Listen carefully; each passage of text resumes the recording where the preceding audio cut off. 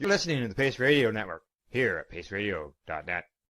The views expressed by the individuals during this broadcast are their own opinions, and they may not be the same as those of their group or other organizations they may be involved with. All medical advice during our broadcast is not a medical opinion and should be checked with your medical physician.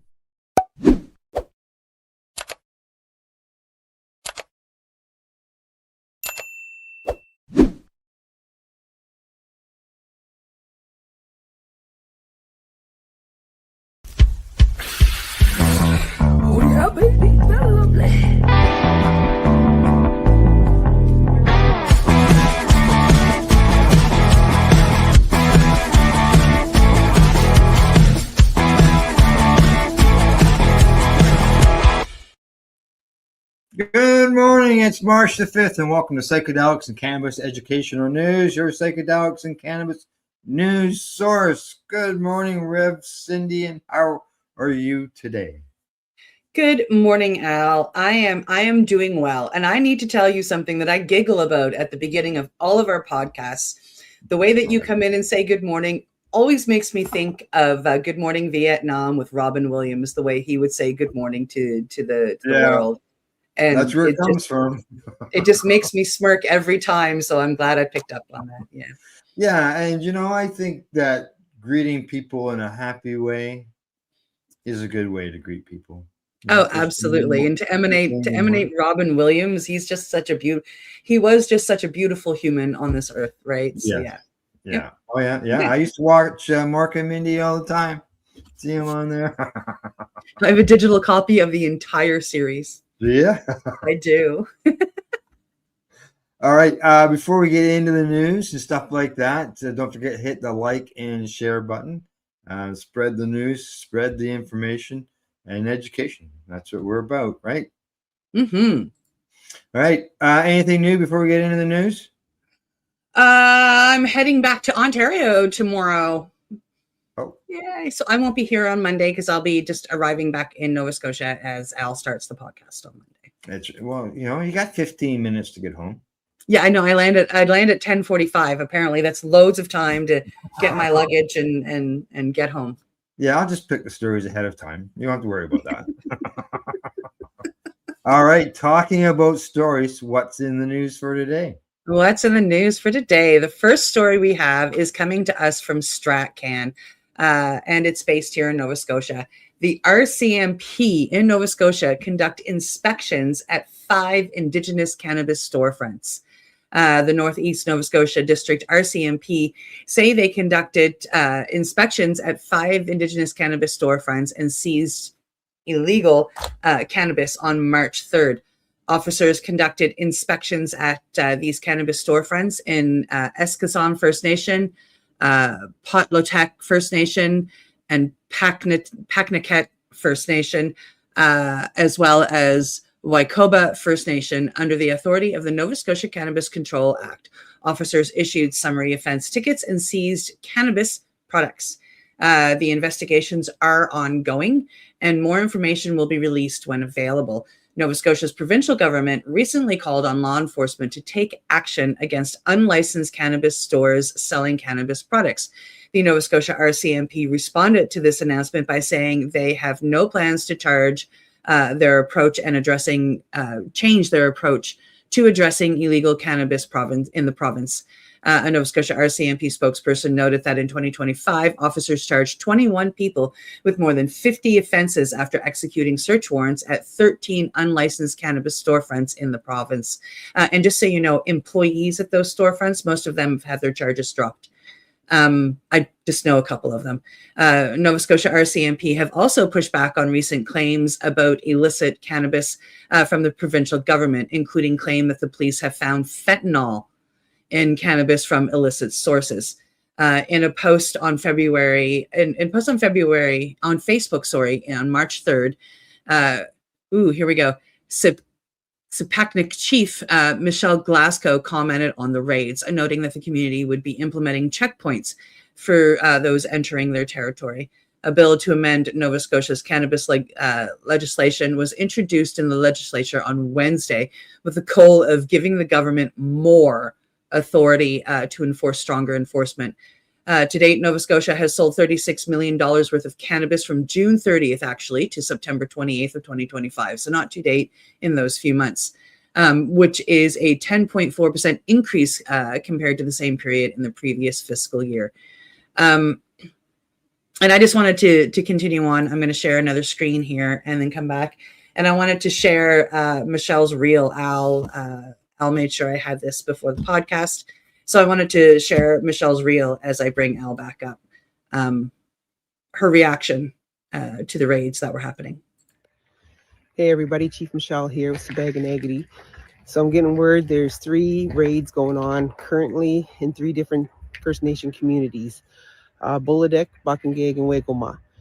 I'm hearing that there's going to be more on other communities. So what we're doing in Sabag already started, we're going to have checkpoints at our entrance and at our exits.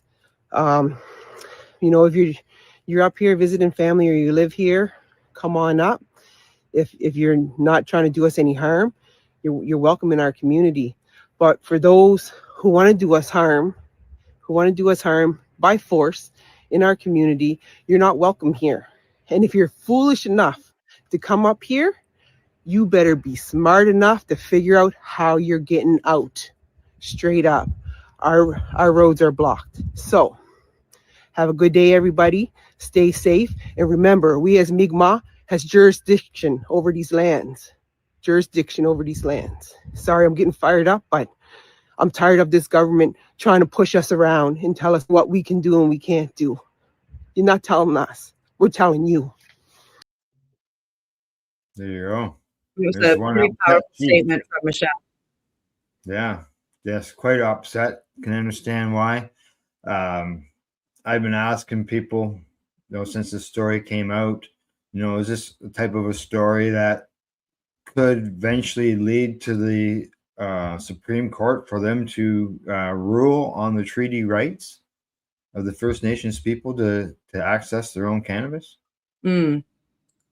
Yeah, I see this being something that, as you said, as the RCMP is involved now, it's now because they're involved, it's become federal, which will give the Mi'kmaqi hopefully a chance to take it quickly up the federal chain in the court system and fight for not just Mi'kmaqi rights here in Nova Scotia, but for Indigenous rights straight across this country. Yeah, because she doesn't seem like a lady who is happy with the situation. Obviously, she's not happy with it, and that is a person who is willing to put up that fight that's needed in order to get that ruling. Yeah. Well, the Mi'kmaqi chiefs here in Nova Scotia have been conducting meetings, have been working together, and they're banding together for this particular project. And yes, it's all based around cannabis and these shops being raided, and the fact that they do have the rights to do what they're doing. It goes deeper than that. This is Mi'kmaqi land. This is Indigenous land. The whole province, and they're looking to do what they want to do on their reserves, on the agreed treaty. And they feel that it's their treaty rights being taken away. So it's gone from cannabis as the catalyst to it's straight up about treaty rights these days. And power to the Mi'kmaqi and power to the Indigenous of this land. I hope that they fight it, and I hope that they take it up through the courts, and I hope that they win. Yeah, exactly. I can second that for sure. So, but as far as our viewers and listeners, as this story involves. And as you have seen, we'll make sure that it's right at the beginning of the news so everybody knows what's going on down there, and make sure that everybody's aware. So, yeah. All right. From that story, we're going to move on to the next one. Before I get to that, you got anything else you want to say on it? Oh, probably, but I think I'll just let it go for now. I think people got the idea. Okay. All right. Okay. On to the next story. Here we go. This one comes to us from MJ Biz Daily. Headline says Trump Justice Department files federal charges against Kansas hemp THC operator. The federal Justice Department late last month filed 25 cannabis sales and weapon offenses against the owner of a Wichita, Kansas-based hemp THC store chain that operated under the auspices of 2018 Farm Bill protections. Now, the court records, according to the court records, it shows that. Now, Justin Lane, he's a resident of Mays, Kansas, is alleged to have sold cannabis from 6 locations of High Hopes. And the U.S. Attorney's Office for the District of Kansas released this in a press release earlier this week. Now, it's rare and serious instance of serious federal charges brought against an operator selling so-called THCA flower and other intoxicating hemp-derived THC products while claiming Farm Bill protections. Other merchants selling hemp-derived THC products have encountered state charges or civil enforcement in the form of a letter from the U.S. Food and Drug Administration. Now, the store marketed and sold products derived from federally legal hemp, containing less than 3% THC by dry weight, according to High Hopes. Now, such claims have fallen under increased scrutiny by state and federal lawmakers, some of whom have decried the exploitation of a loophole that allows the THC products sold across the country outside of regulated cannabis channels and in states where cannabis remains illegal. Now, the uproar over the so-called loophole prompted Congress to take action. Last fall, President Trump signed a spending bill into law that it defines hemp and excludes intoxicating products, including THC flower, from the Farm Bill protections. Now, that definition is scheduled to take effect in November, and it's been openly questioned whether federal or state authorities have the power to enforce the ban, but the cases like Lane's could have a chilling effect, according to legal observers. When I saw this story, Cindy, I thought, okay, here they're talking about legalizing hemp, this and that. And now the federal end of the government has come out and actually charged somebody with having hemp products. They said they were gonna. Yeah. And then they came out and did this. So okay, the positive thing is he said he was going to do something and he did it. So that's good. So he said he was going to reschedule cannabis. So get the F on it. Yeah, it's still sitting there. He said expediently. He wanted Pam Bondi to do it as quick as possible. It's over 2 months. Nothing. Yep. Crickets. Just chirping away. Just chirp, chirp, chirp. All righty. From that, we'll stop our chirping on him. And let's just move on to the next story. On to the next story. We are going to stick with MJ Biz Daily, actually. And coming from them this time is Canadian LP Aurora Cannabis is now solely a medical company. One of Canada's largest cannabis companies is making a significant strategic shift. According to MJ Biz Daily, Aurora Cannabis has officially exited the recreational cannabis market and will now focus entirely on medical cannabis operations. The company confirmed it has sold its remaining recreational cannabis assets, including brands and product lines previously sold through Canada's adult use retail system. And moving forward, Aurora plans to concentrate on international medical markets, and its growing pharmaceutical-grade cannabis business. Aurora executives say the decision reflects the difficult economics of Canada's recreational cannabis sector. Since legalization in 2018, many producers have struggled with intense price competition, oversupply, and shrinking margins. For Aurora, the recreational market has become less attractive compared with the company's expanding medical cannabis operations overseas.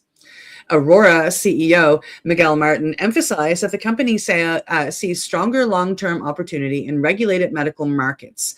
He explained that Aurora's strategy is to focus on high margin global medicinal cannabis markets where pharmaceutical standards and patient demand can provide more stable growth.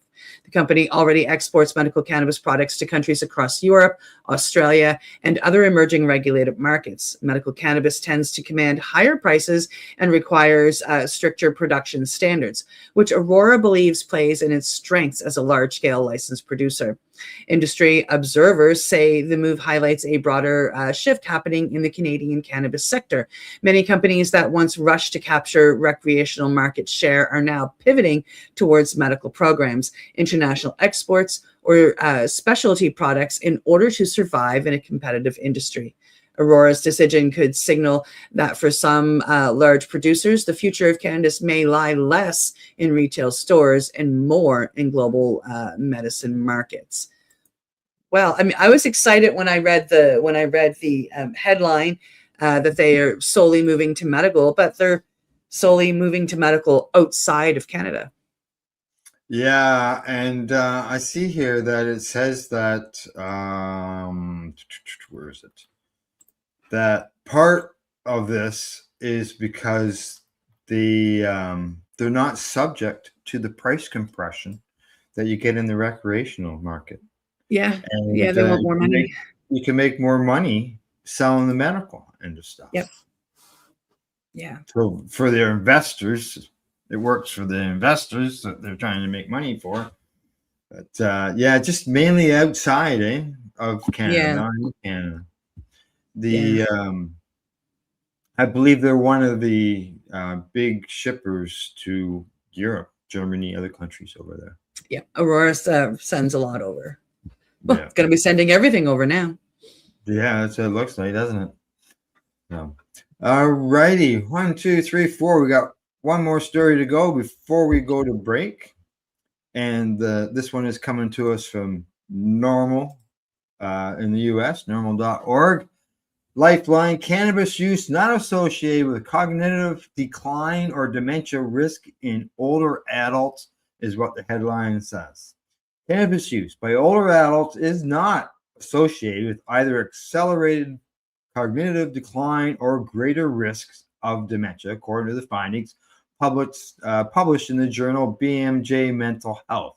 Now, investigators affiliated with Yale University and the University of Oxford in the United Kingdom assessed cognitive performance in lifetime cannabis consumers and non-users across various domains, including memory, intelligence, and problem solving. Data was drawn from 2 large nationally representative cohorts consisting of several 100,000 participants. Researchers reported that those with a history of cannabis use demonstrated significantly better cognitive performance, a finding that is consistent with prior studies. Now, cannabis use was not associated with increased risk of dementia, and researchers found no supporting evidence of a causal link with longitudinal cognitive decline in later life. Now, the study's authors concluded this step represents one of the largest observational investigations to date, examining the relationship between cannabis use, cognitive function, and dementia risk in older adults.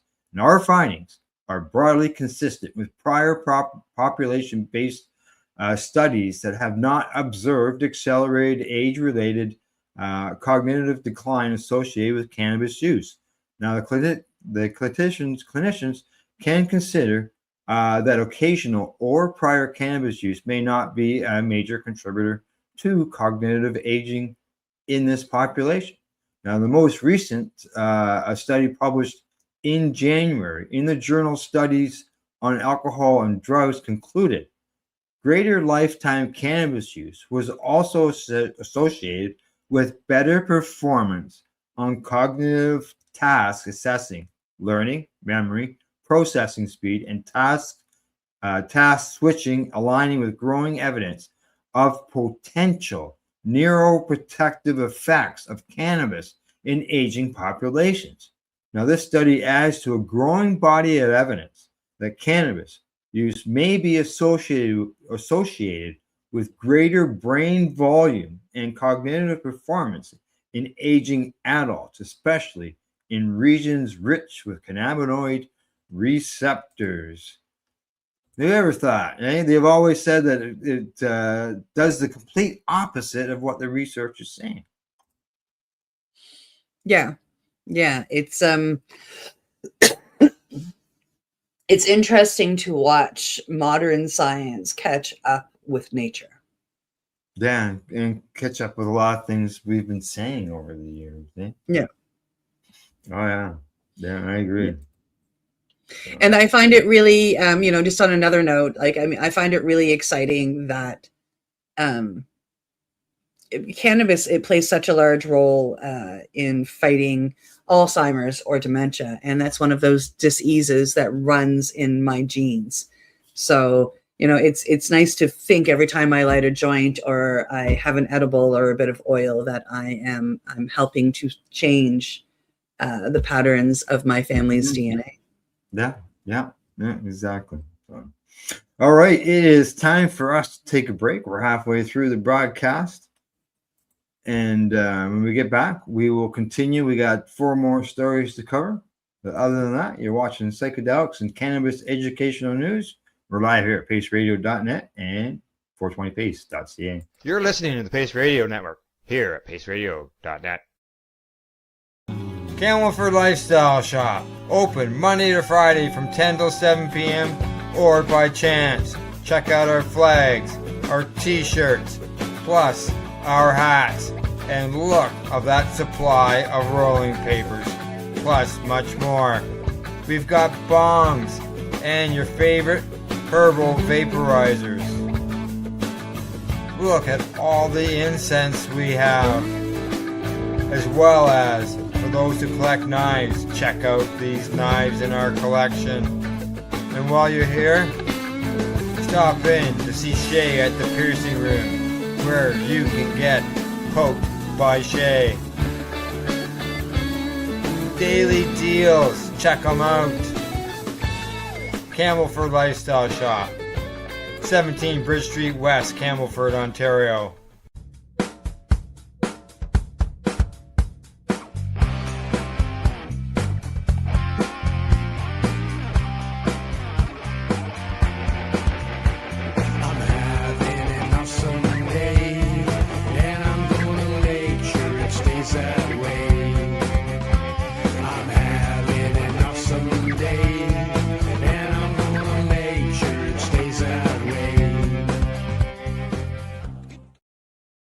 Limestone City Hydroponics is Kingston, Ontario's hydroponics shop. Take your growing to the next level and create the optimal environment with a tent kit, or maximize your yield with an ebb and flow flood table kit. Either way, Limestone City Hydroponics has more sizes and options to fit your needs. Are you looking for the power of the sun that adapts to your budget? Then look no further, as they have professional grow lighting. They have indoor grow systems that are easy and cost effective, with many options to fit your living space and lifestyle. Cultivate your growing potential. We have everything you need to succeed. And if you can't make it to the store, they offer local delivery to the greater Kingston area. Remember, when you're looking for experts to help you grow, then look no further than the locally owned Limestone City Hydroponics, 105 Sunderland Drive in Kingston, Ontario. Call them at 613-548-0420. Rerolled Saturdays. Check it out. Nothing but non-stop cannabis and psychedelic programming. Find it at 420pace.ca. You're listening to the Pace Radio Network here at paceradio.net. And your Psychedelics and Cannabis Educational News. Did you get that last token just in time? I saw you. Oh, here it comes. Okay, we've got 4 more stories to go, including one that has involves an answer to questions that occasionally I hear up here in Canada. But before we get into that, you've got a story that we're going to cover. I do. Yeah. This story, let me see, I'm just getting my notes up. It's coming to us from the microdose. The FDA is changing the drug approval process. What's that going to mean? Changes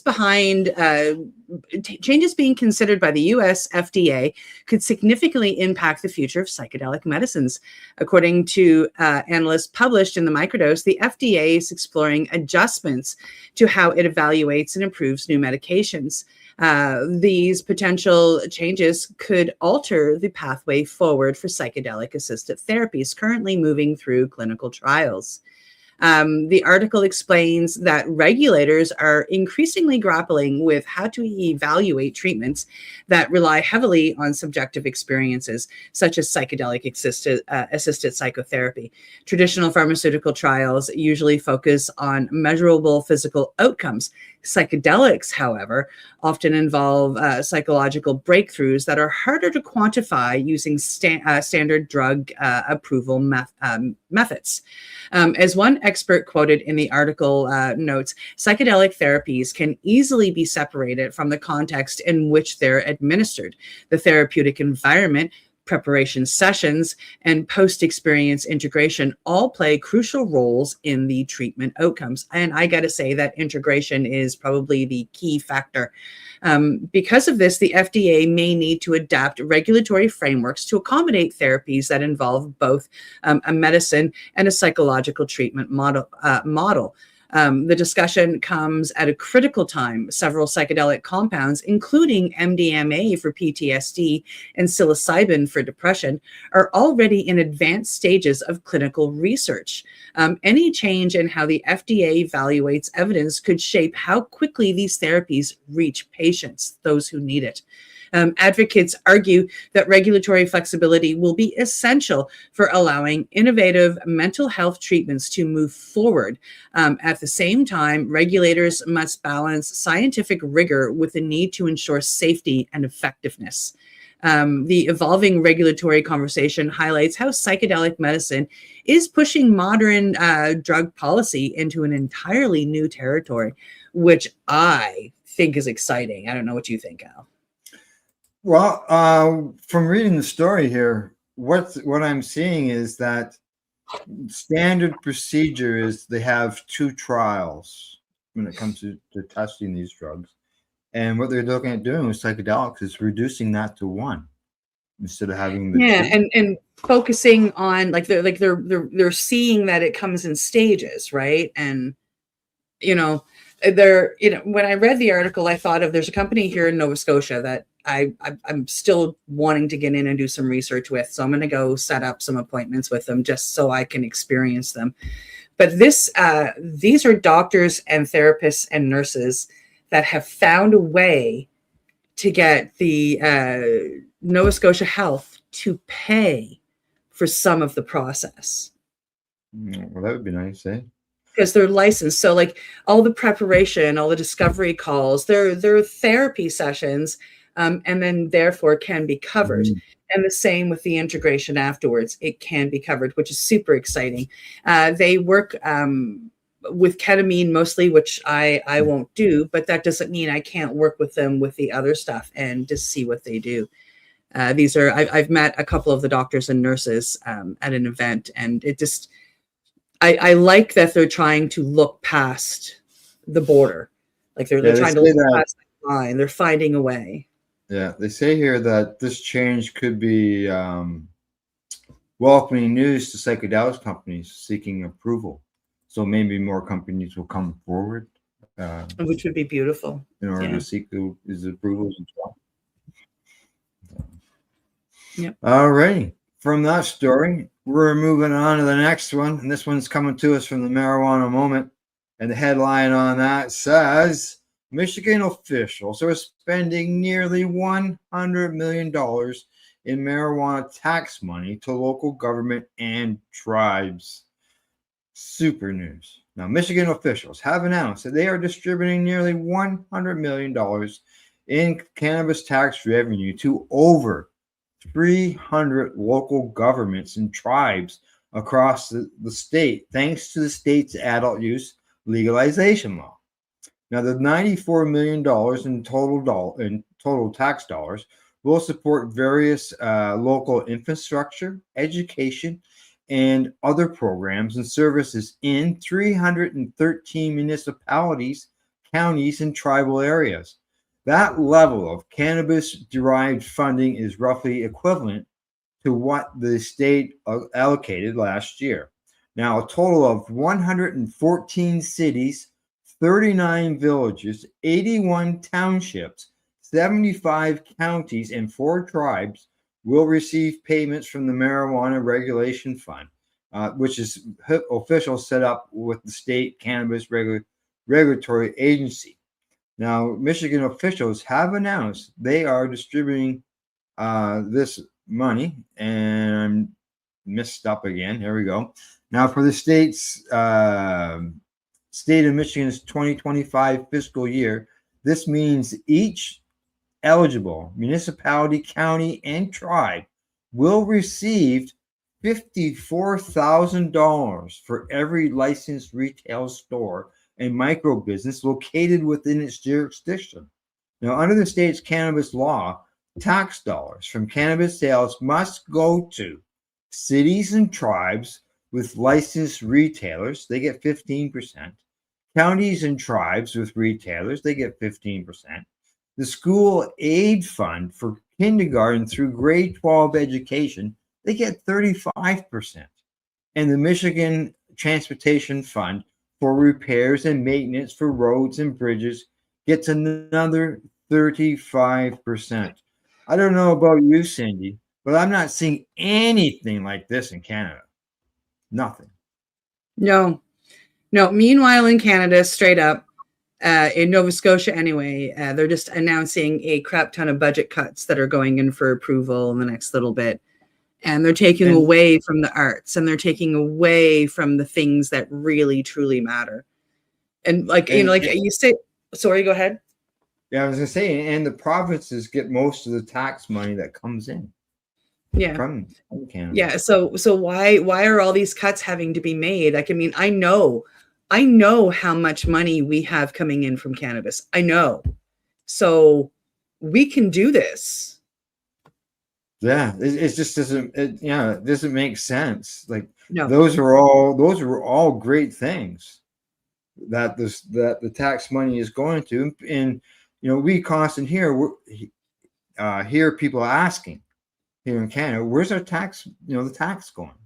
It's going to.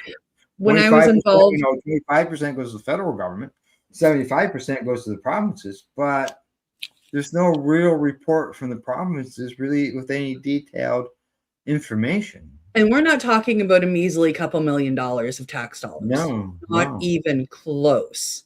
Like, we're talking, we're like, there's hundreds and hundreds of millions of dollars there that right now is unaccountable. Like, we don't know what's going on with it. And it ends up in a slush fund and pays for orange juice for cabinet members. I don't know. Who knows? But yeah, it'd be nice to know what that money's doing.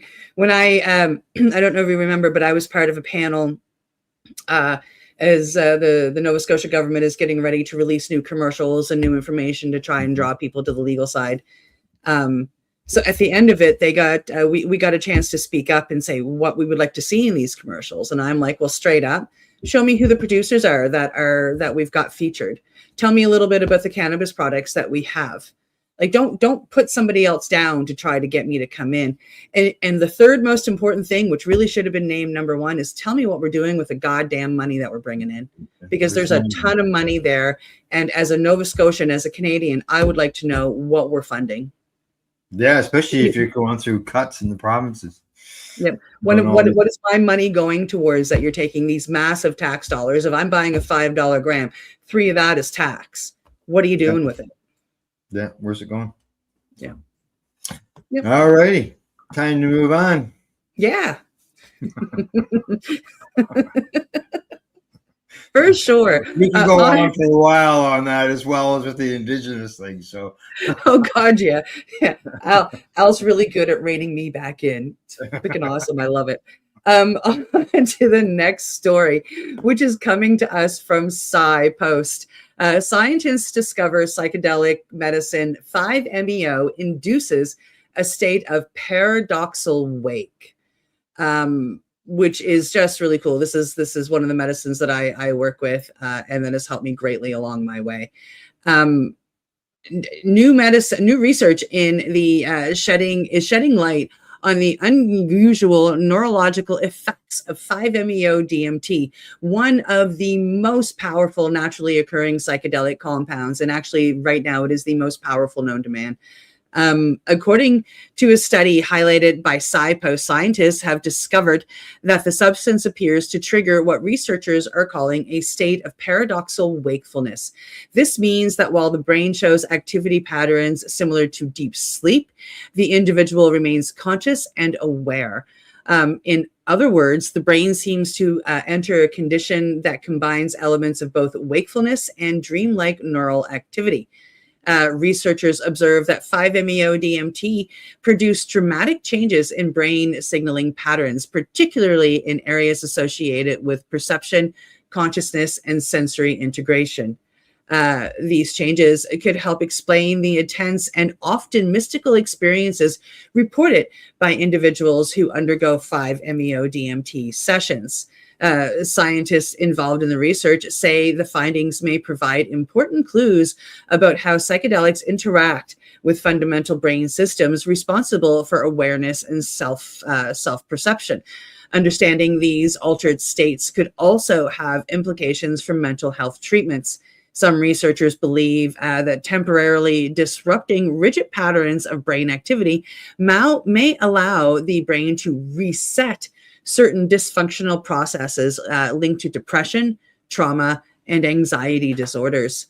While the research is still in early stages, studies like this are helping scientists move beyond the anecdotal reports and begin mapping the biological mechanisms behind psychedelic experiences. For researchers exploring the science of consciousness, substances like 5-MeO DMT may offer a rare window into how the brain constructs and sometimes dissolves our sense of self. Heck yeah. This is one of the first medicines I was called to learn. I took a very intensive course, and the owners of the school I went to, and the two main teachers there, the people who funded it, are involved in a lot of this research. They work with a couple of universities who have come down and done the research through their retreat. So it's really exciting to see this side of it. Yeah, I was reading through the article there as you were going through it, and it's talking about wave activity and slowing down wave activity, similar to sleep patterns, but you're awake. Yeah. And that slowing down of that wave activity, it mentioned something about helping the healing process. Oh yeah. Yeah, and one of the side effects of 5-MeO DMT is it puts our brains into a state of neuroplasticity, which is where we can work through the integration process at changing those patterns that we have. Learning to leave trauma in the past so it becomes a memory instead of a terror. And conducting new pathways to happiness versus pathways to tragedy. And it's a very beautiful medicine. It is the most powerful entheogen or tryptamine in the world. And I've seen it change lives. Looking in the mirror, I see one of the lives it changed. So it's really nice to see this side of it. Like I say, the people I'm involved with were doing research as well. And one of the things that Yale came out with is it shows a sense of pure rest at the same in the brain at the same time of showing waves of seizure almost. So two completely opposite sides of the spectrum. And so it's really cool. Really cool stuff. Good. And as you said, you see a life that has been improved in the mirror every day. I do. We're seeing one on the screen. Yeah. All righty. Heading to our last story of the day. This one is coming to us from the International Cannabis Business Conference.